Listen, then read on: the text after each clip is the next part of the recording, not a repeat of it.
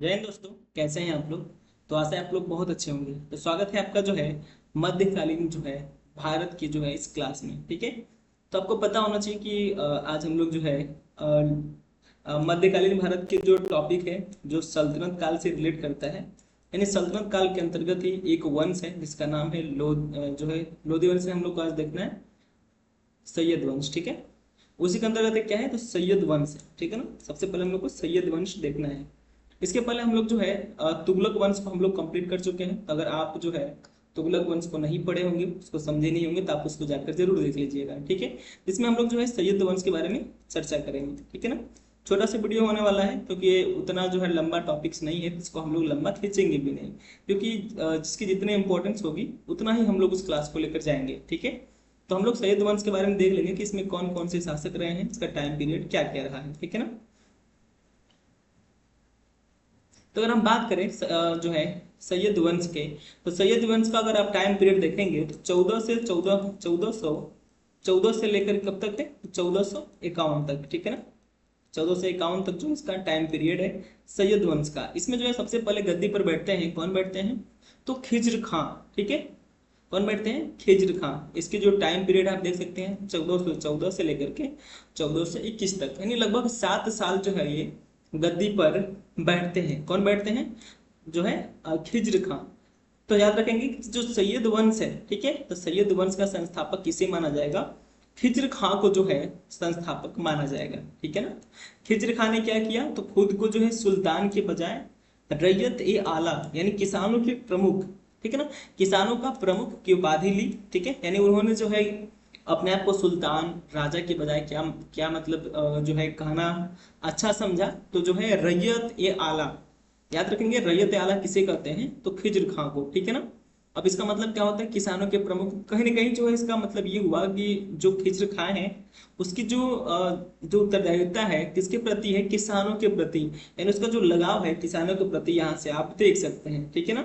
तो किसानों के प्रमुख रैयत ए आला, याद रखेंगे। ठीक है। यह स्वयं को तैमूर का उत्तराधिकारी यानी शाहरुख मिर्जा का सिपाह सलार, यानी सिपाह सलार का मतलब क्या होता है, जो सेनापति होते हैं ना, जो फौज होती है, फौज का जो सबसे बड़ा अफसर। ठीक है। जिसे आप सेनापति भी कह सकते हैं। तो उसे क्या सिपाह सलार जो है किसका सिपाह सलार मानता है तो तैमूर का। ठीक है ना।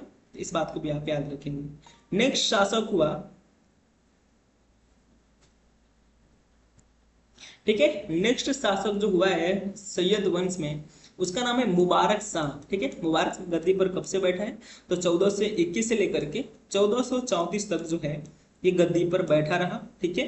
और इसकी क्या क्या बातें हैं तो इसको देख लेते हैं।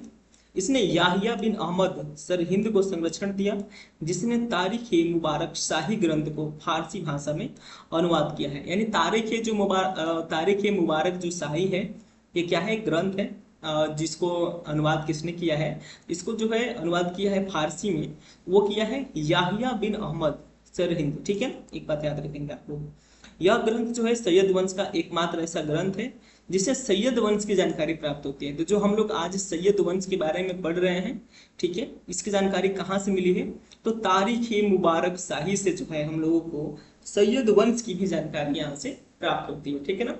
तो इंपॉर्टेंस आप इसको समझ लेंगे। नेक्स्ट जो शासक हुआ, नेक्स्ट जो शासक हुआ कौन है तो आलम शाह। ठीक है। आलम शाह का जो टाइम पीरियड है वो 1445 से लेकर के 1451 तक जो है इसका टाइम पीरियड रहा है। ठीक है ना। क्या रहा है इसका, ये टाइम पीरियड रहा है। यह जो है सैयद वंश का अंतिम शासक था। इसके समय दिल्ली सल्तनत का साम्राज्य मात्र जो है दिल्ली से 20 कोस की दूरी तक ही था। यानी जो हम लोग साम्राज्य विस्तार देखते हैं मोहम्मद बिन तुगलक के समय में, ठीक है ना, यानी जो तुगलक काल में जो तुगलक डायनेस्टी जो हम लोग कल पढ़े थे, तुगलक डायनेस्टी से जो है इसमें क्या हुआ कि मतलब डाउनफॉल होते गए किसके, जैसे मान लीजिए भारत है, ठीक है ना,